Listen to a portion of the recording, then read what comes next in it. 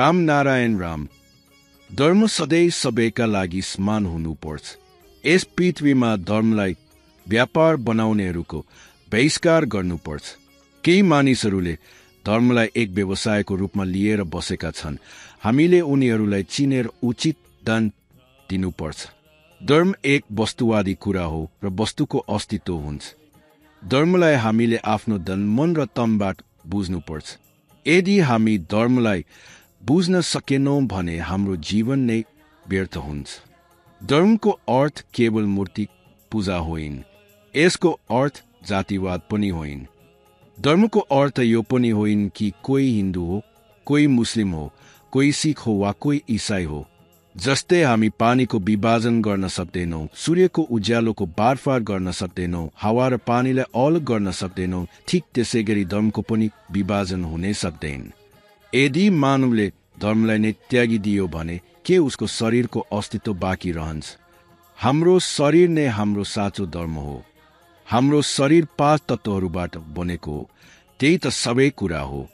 यही तत्त्वहरू बिना धर्म हुनै सक्दैन। यही साँचो धर्मबाट हाम्रो शरीर बनेको हो।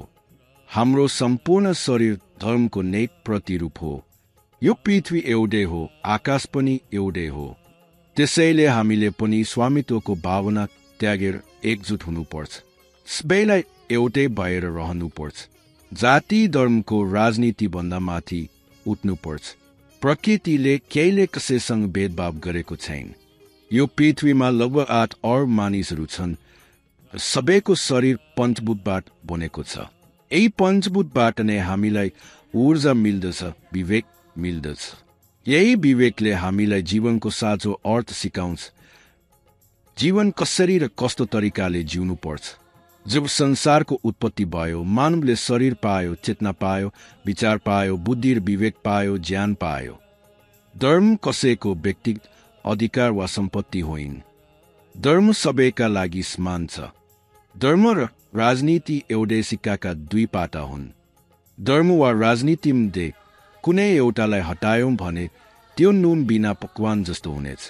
हामी सबैले धर्मप्रति निकै सचेत हुनुपर्छ।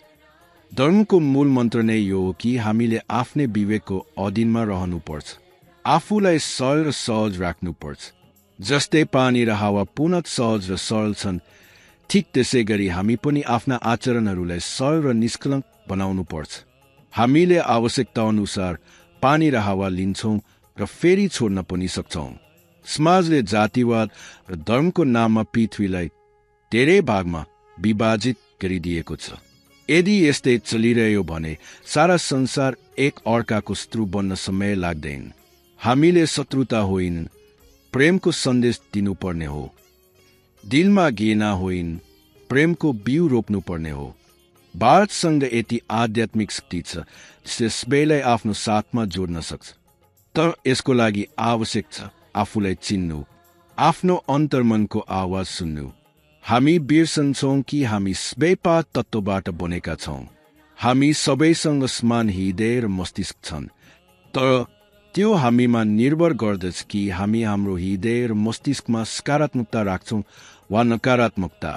हामी अरूको भलो गर्ने भावना राख्छौं वा नराम्रो सोच राख्छौं।